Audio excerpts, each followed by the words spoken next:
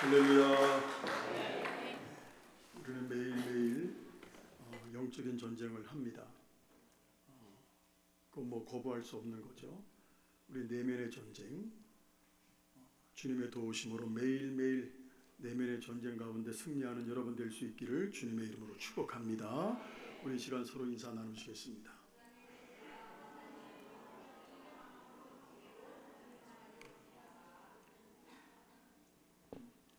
기도의 부, 말씀의 부, 섬김의 부, 선교의 부, 진천과 한국과 세계를 예수말로 만들어가는 교회. 아멘. 요즘 아버지들 참 많이 바쁩니다. 저희 자랄 때도 그런 것 같습니다. 아버지하고 놀러 간 기억이 그렇게 많지 않아요. 기억이 별로 없습니다. 아마 초등학교 3, 4학년쯤 된 것 같은데 그 당시에 서울에 있던 창경원에 갔었는데 거기서 아버지가 제 손을 잡아주신 기억이 어렴풋이 납니다. 그때 아버지의 손을 잡고 있는데 어찌나 크고 단단한지 순간 아버지가 되게 크게 느껴졌어요. 제가 어릴 때 아버지의 손은 제가 느꼈던 것처럼 위험으로부터 나를 보호하는 손이었어요. 그런데 돌아가시기 전 아버님이 요양원에 계실 때 이제 뵈러 가면 손으로 이렇게 잡으면 그렇게 크게 느껴졌던 손이 아이 손처럼 느껴질 때가 있었습니다. 그러나 그 아이 손처럼 아버님의 손이 느껴졌어도 아버님의 손은 저의 사역을 든든히 바치는 기도의 손이었어요. 예전에는 가끔 사람들이 누구를 제일 존경합니까? 이렇게 물어요. 그러면 저는 늘 아버지와 저희 장인어른입니다 라고 대답을 합니다. 저희 장인어른은 평생 작은 교회를 섬기신 목회자입니다. 가정과 교회 오직 성도들만 하시고 평생 사셨어요. 장인어른을 보면서 전도사 시절에 야, 목회가 뭐지? 목회가 뭘까? 이런 생각을 참 자주 했었습니다. 그런데 언젠가 장인어른께서 제게 이런 말씀을 해주시는 거예요. 목회는 시간이 지날수록 예수님을 닮는 거야. 그렇구나. 그게 목회구나. 지금도 많은 생각을 하게 하는 그런 말씀입니다. 이렇게 아버지라는 존재는 우리에게 참 든든한 존재예요. 본문도 아버지의 사랑에 관한 노래입니다. 예루살렘에 있는 백성들은 아버지가 안전하게 지켜주시기 때문에 염려할 것이 없다는 거예요. 그 노래를 찬양대와 예배인도자가 함께 부르고 있습니다. 그래서 오늘 본문 시편 46편 우리가 너무나 잘 알죠. 복음성가 가사로도 우리가 많이 사용한 그런 본문인데 시편 46편은 혼란과 위기 속에서 기록된 시입니다. 세상이 흔들리고 나라가 요동하고 자연조차 무너지는 상황 속에서 하나님을 어떻게 바라봐야 하는지 잘 보여주고 있습니다. 찬양되는 1절 보겠습니다. 1절 보게 되면 하나님은 우리의 피난처시요 힘이시니 환난 중에 만날 큰 도움이시라. 이 말씀은 굉장히 강력한 선언이에요. 여기서 피난처라는 얘기는 그냥 단순히 잠깐 몸을 숨기는 곳, 단순히 잠깐 몸을 피할 수 있는 곳 이런 곳이 아니에요. 완전히 의지하고 들어가서 안전을 보장받는 장소를 말하고 있습니다. 할렐루야. 우리는 위기가 오게 되면 본능적으로 피할 걸 찾아요. 위기가 오게 되면. 그래서 어떤 사람들은 돈을 찾기도 하고 어떤 사람들은 사람을 의지하기도 하고 자신의 능력을 의지하기도 해요. 하지만 오늘 시편 기자는 분명히 말하고 있습니다. 하나님이 우리의 피난처이다. 여기서 중요한 것은 하나님이 피난처가 될 수 있다가 아니라 하나님이 우리의 피난처다라는 확신입니다. 이 확신은 경험에서 나옵니다. 이 얘기 뭐냐면 하나님을 실제로 의지해 본 사람만이 이렇게 말할 수 있다는 거예요. 그리고 이어서 말을 하고 있어요. 환난 중에 만날 큰 도움이시라. 이 말은 하나님이 저 멀리 계시는 분이 아니라는 거예요. 환난 속에서 실제로 만나지는 분이라는 겁니다. 믿으십니까? 우리는 종종 이렇게 생각해요. 지금 너무 힘든데 하나님 어디 계시지? 여러분 그럴 때 없나요? 지금 내 삶이 너무 힘든데 왜 하나님이 안 계시는 것처럼 느껴져? 하나님 어디 계시지? 문제는 하나님은 오늘도 살아계세요. 믿으십니까? 문제는 뭐냐면 하나님이 안 계신 것이 아니라 내가 다른 것에 더 집중하고 있기 때문이에요. 우리 2절 3절 보면 이렇게 말씀을 하고 있어요. 한번 같이 읽어보겠습니다. 그러므로 땅이 변하든지 산이 흔들려 바다 가운데에 빠지든지 바닷물이 솟아나고 뛰놀든지 그것이 넘침으로 산이 흔들릴지라도 우리는 두려워하지 아니하리로다. 자, 여러분 이 표현은 단순한 표현이 아니에요. 세상에서 가장 견고한 것들이 무너지는 장면을 묘사하고 있습니다. 그 당시 사람들에게 산은 절대 흔들리지 않는 존재예요. 그런데 절대 흔들리지 않는 그 산이 어떻게 된다는 거예요? 바다에 빠진다는 거야. 뭘 얘기합니까? 모든 것이 무너지는 상황을 얘기하는 거예요. 자, 근데 시편 기자는 모든 것이 무너지는 상황임에도 불구하고 시편 기자는 고백하는 겁니다. 우리는 두려워하지 않는다. 왜일까? 상황이 안전하기 때문이 아니에요. 하나님이 안전하시기 때문이에요. 우리의 믿음은 상황을 기준으로 세워서는 안 됩니다. 하나님을 기준으로 보면 평안해지는 거예요. 4절부터는 분위기가 바뀌어요. 4절부터 한 시내가 있어 나뉘어 흘러 하나님의 집 지존하신 이의 장막의 성소를 기쁘게 하도다.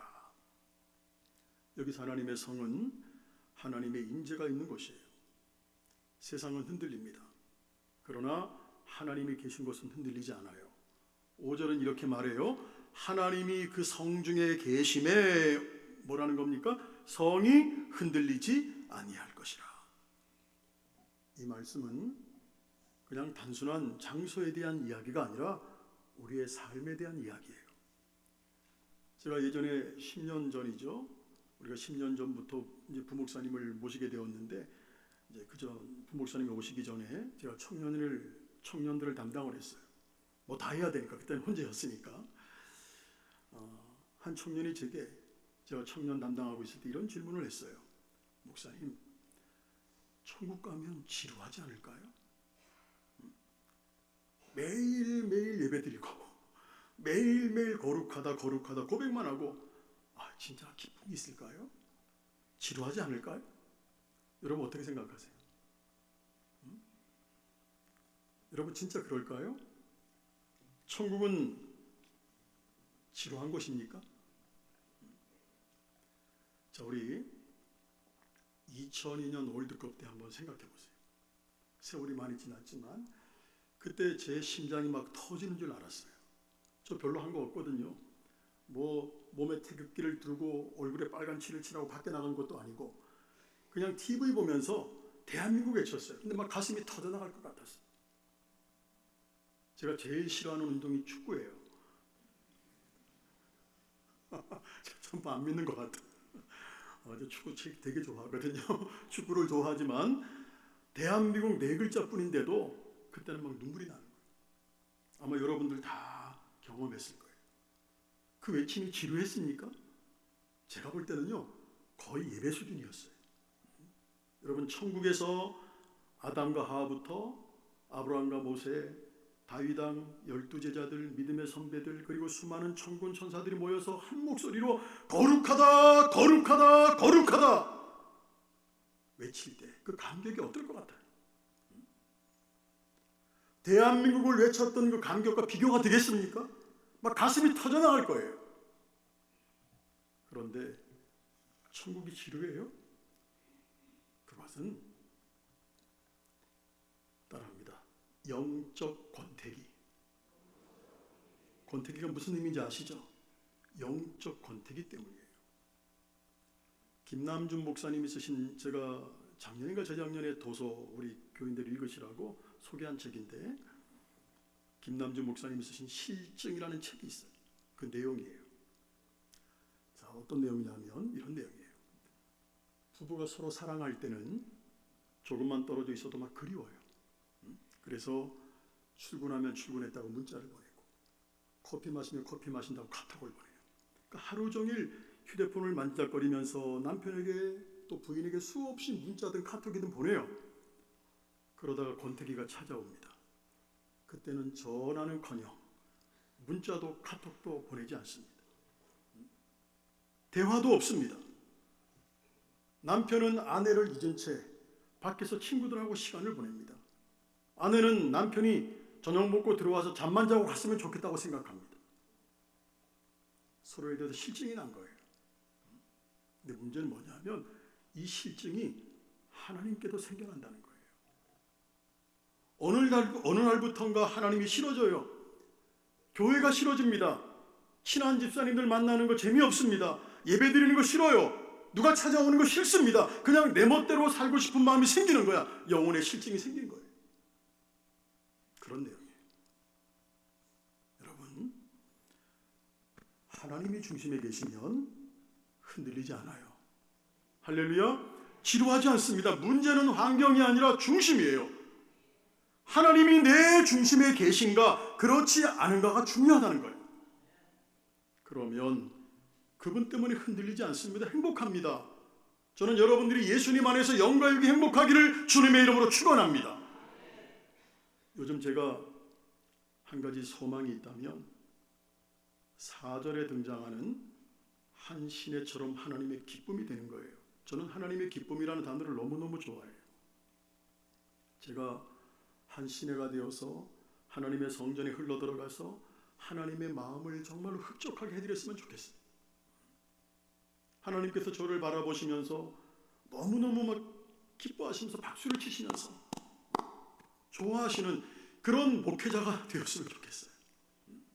여러분, 하나님의 마음을 시원하게 해드리는 여러분 될 수 있기를 정말로 축복합니다.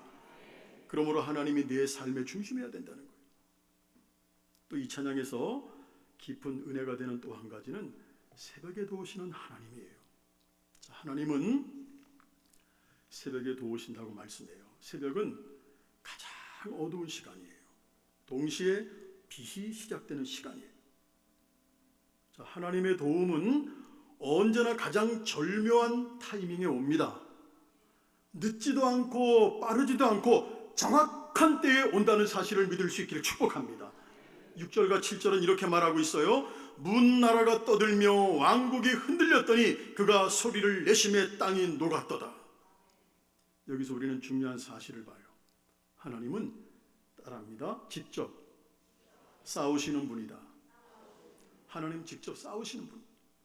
우리는 늘 문제가 뭐냐면 스스로 해결하려고 해요. 스스로 버티려고 해요. 스스로 이겨내려고 해요. 하지만 하나님은 말씀하세요. 내가 한다.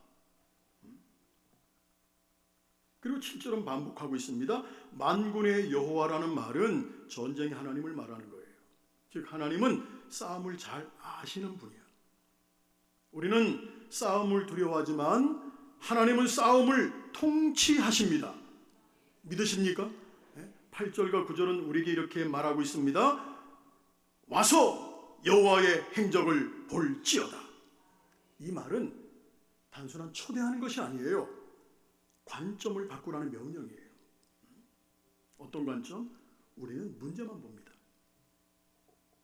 하지만 하나님은 관점을 바꿔서 내가 한 일을 보라는 거예요. 이해하셨어요? 하나님은 전쟁을 끝내시는 분이에요. 활을 꺾고 창을 끊고 병거를 불사르는 분입니다. 이거 인간의 힘으로 불가능합니다. 그러나 하나님이 개입하시면 상황 자체가 바뀌어버리는 거예요. 이제 가장 중요한 10절입니다. 너희는 가만히 있어 내가 하나님 됨을 알지어다. 이 말씀은 사실 오늘 설교의 핵심이에요. 가만히 있으라. 이 말은 포기하라는 말이 아닙니다. 무기력해지라는 말이 아니에요. 이 말은 네가 하던 거 멈추고 내가 하는 거 보라는 거예요. 우리 옆에 분한테 니라 그러면 이게 좀 신뢰가 되겠죠? 집사님이 하던 거 멈추고 하나님 보세요. 이렇게 한번 해볼까요? 시작.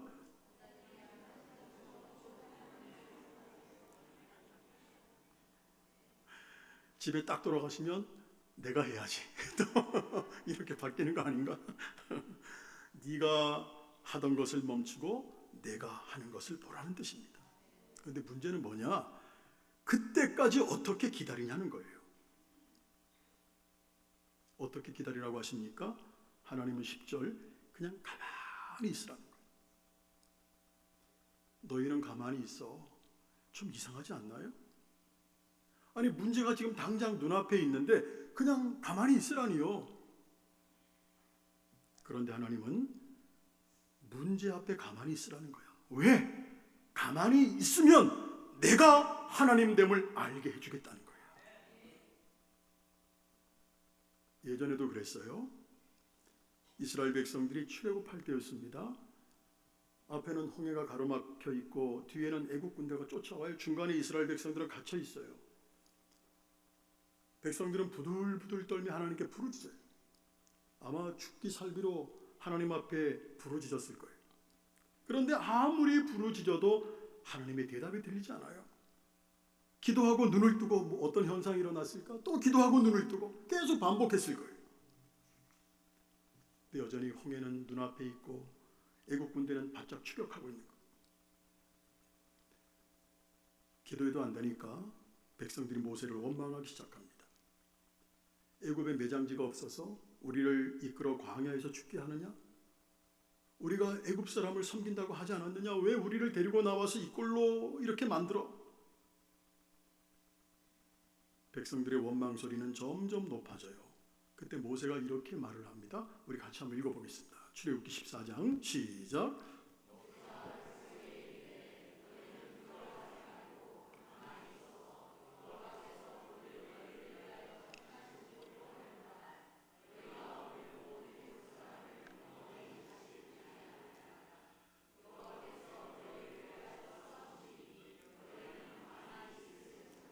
지금까지 하나님이 우리를 어떻게 구원하셨는지 생각해 보라는 거예요. 하나님이 우리를 죽게 내버려 두시겠냐는 거죠. 아니 아무리 그래도 그렇지 다급해 죽겠는데 가만히 서서 구경만 하고 있으라고요? 무슨 대안이 있어야 될 거 아닙니까? 당장 군대를 모집하라든지 산을 들라고 하든지 뭐 이런 전략, 이런 말씀이 있어야 되는 거 아니에요? 이처럼 우리는 계속 내가 뭔가를 하려고 해요. 생각하고 걱정하고 계산하고 따져보고 애쓰고. 그런데 하나님 말씀하세요. 이제 그만해. 내가 하나님이야.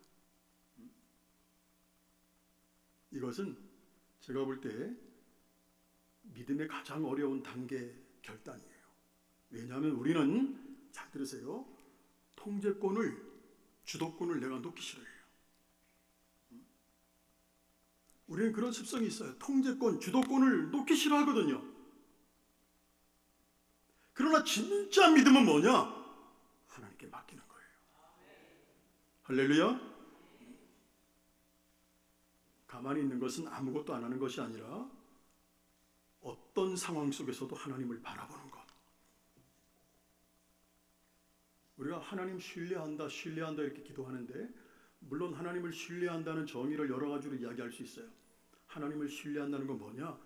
내게 큰 문제가 있어요. 내 상황이 어려워요. 그러나 내 문제보다 상황보다 더 크신 주님을 바라보는 거, 이게 주님을 신뢰하는 거예요. 적극적인 행동이죠. 그래서 세상에서 제일 힘든 훈련이 바로 기다림의 훈련이에요.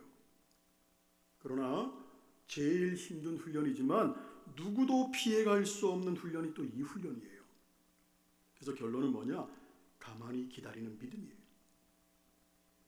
언젠가 제가 한번 이 예화는 드렸던 것 같은데, TV를 보는데 시각장애인들의 보행을 돕는 안대견을 훈련시키는 그런 내용들이 나왔어요. 그 훈련에서 가장 기본적인 것이 기다리게 하는 훈련이에요. 그러니까 안대견이 가장 좋아하는 음식을 안대견 앞에 두고 오랫동안 기다리게 하는 거예요. 그러니까 주인이 있든 없든 먹을 거 안 먹고 참아내는 개가 안내견이 될 수 있는 겁니다. 만약에 이 훈련을 통과하지 못한 개가 안내견이 된다면 주인이 가려고 하는 것이 아니라 먹이가 있는 곳으로 아마 달려갈 거예요. 그래서 안대견에게 기다리는 훈련은 중요하다는 거예요. 자, 하나님께서도 우리에게 기다리는 훈련을 시키세요. 그래서 아브라함에게 아들을 주겠다고 해놓고 하나님이 몇 년 동안 기다리게 하셨죠? 25년이에요. 노아에게 홍수가 날 거다 하고 120년 기다리게 했어요. 다윗에게 너 왕이 될 거야 기름 부은 다음에 15년 동안 사울의 칼을 피해서 도망 다니게 했어요. 성경의 기록을 보게 되면 하나님께 위대하게 쓰임받는 사람들은 전부 기다림의 훈련을 통과한 사람들이에요. 여러분 잘 기다리고 있습니까? 따라합니다. 믿음의 훈련은 기다림의 훈련이다. 할렐루야. 성숙한 믿음은 기다림의 훈련에서 나오는 거예요. 가만히 있으라 이 말은 결국 기다리라는 거예요. 그러나 기다림이 쉽지가 않아요. 하지만 믿음의 사람은 기다릴 줄 아는 사람이에요. 기다림 속에서 우리는 깨닫습니다. 기다림 속에서 우리는 배웁니다. 뭘 배웁니까? 내가 하나님이 아니라는 거. 하나님이 오늘도 일하고 계신다는 거. 하나님의 때가 가장 완전하다는 거. 할렐루야. 그래서 기다림은 낭비가 아니라 하나님의 시간 속으로 들어가는 과정이 기다림이에요. 믿으십니까? 성도 여러분, 지금 여러분의 삶 속에 어떤 상황이 있나요? 혹시 모든 것이 막 흔들리는 것 같습니까? 아니면 도망치고 싶을 만큼 너무 힘든 상황이에요? 그렇다면 오늘 하나님께서 말씀하세요. 가만히 기다려봐. 가만히 기다려봐. 우리는 계속 움직이려고 합니다. 왜? 주도권을 갖길 원하니까. 하지만 하나님은 우리를 멈추게 하십니다. 왜냐하면 잘 들으세요. 내가 멈출 때 비로소 하나님이 일하기 시작하세요. 한 번만 따라합니다. 내가 멈출 때 비로소 하나님이 일하기 시작하신다. 마지막 11절 말씀 함께 붙잡기를 원합니다. 같이 읽겠습니다. 만군의 여호와께서 우리와 함께 하시니 야곱의 하나님은 우리의 피난처시로다. 이 고백이 여러분의 고백 되시기를 주의 이름으로 축원합니다. 우리 이용규 선교사님 아시죠? 그분의 책 내려놓은 그 책에서 이용규 선교사님은 응답받지 못하는 이유를 기도한 후에 성급하게 행동하기 때문이라고 했습니다. 우리가 기도했어요. 기도한 후에 문제를 해결될 때까지 하나님의 일하심을 믿고 기다려야 되는데 기도한 후에 문제를 해결할 시간이 다가오면 우리가 조급해진다는 거예요. 그래서 불안해가지고 기도하면서도 하나님이 아닌 다른 방법을 자꾸 찾게 된다는 거예요. 저는 강력히 묻고 싶습니다. 여러분들은 기도했기 때문에 문제의 데드라인을 넘겨본 적이 있습니까? 기도했기 때문에 데드라인을 한번 넘겨보자는 거예요. 지금 나한테, 지금 여러분한테 아무런 방법이 없다면 하나님의 역사만 가만히 기다리자는 거예요. 그러면 하나님이 그 일에 개입하셔서 문제를 해결해 주신다는 겁니다. 왜입니까? 하나님께서 그 일을 통해서 당신이 영광을 받으셔야 하기 때문이에요. 할렐루야. 여러분들이 최선을 다해 살다가 정말로 해결하기 힘든 문제를 만났을 때, 도저히 내 힘으로 어떻게 할 수 없는 위기에 봉착했을 때 가만히 기다리는 믿음으로 하나님 앞에서는 여러분 되기를 소망합니다. 곧 보십니다. 손바닥만한 구름이 떠오를 겁니다. 반드시 구름 기둥과 불 기둥이 움직일 날이 올 것입니다. 확신하십니까? 그때까지 하나님을 신뢰하며 믿음의 길을 걷는 저와 여러분 될 수 있기를 주님의 이름으로 축원합니다.